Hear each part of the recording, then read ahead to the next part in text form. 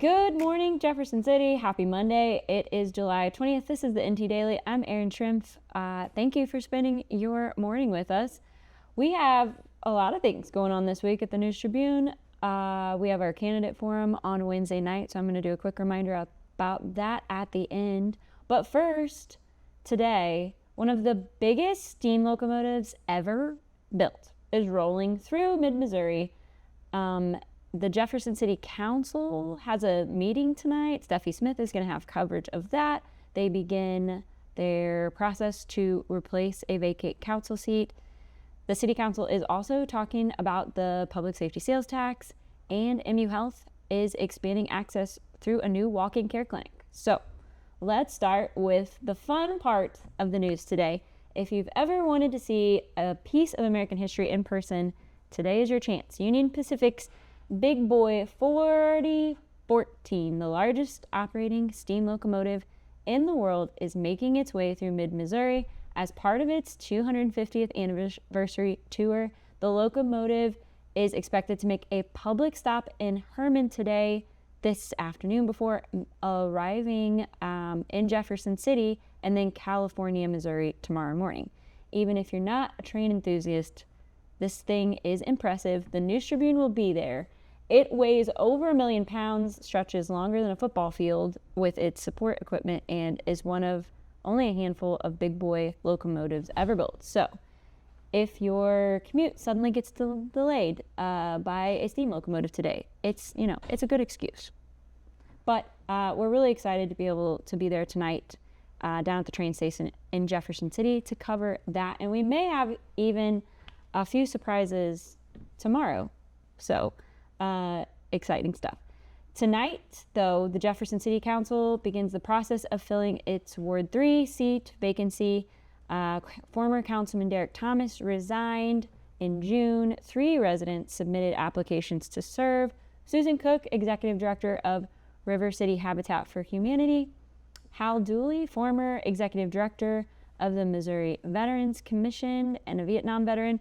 And Emmett Spradlin, a business analyst with Missouri Office of Administration. Council members can nominate any qualified Ward 3 resident, not just those who applied. Finalists will participate in a public forum on August 3rd before the council votes on August 17th to report a replacement. And we will have everything from tonight's meeting with Steffi tomorrow, so stay tuned for that. Another issue moving through City Hall is a proposal to increase Jefferson City's public safety sales tax.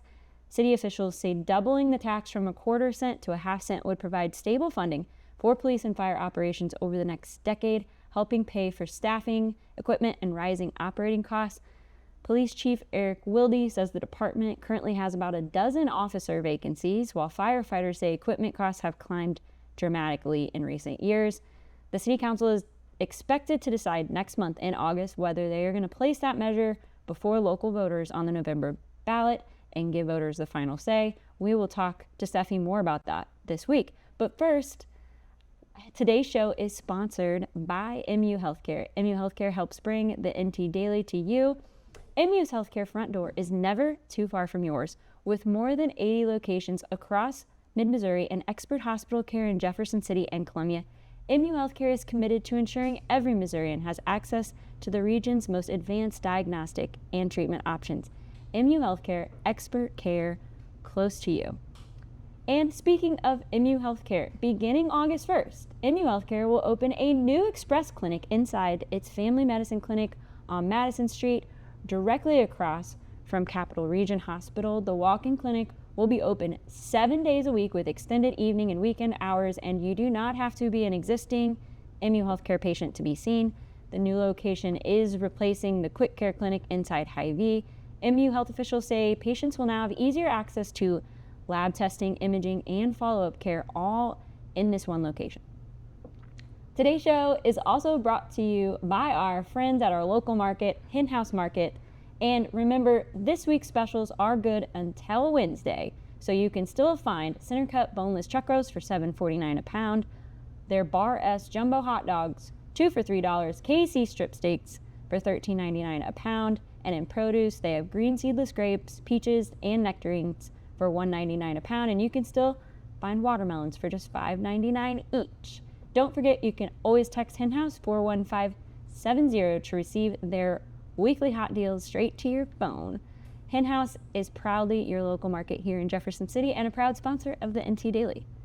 So before we wrap up, a couple of election reminders. If you plan to vote absentee in the August 4th primary and need your ballot mailed to you, Wednesday is the last opportunity to make that request before the clerk's office stops mailing absentee ballots.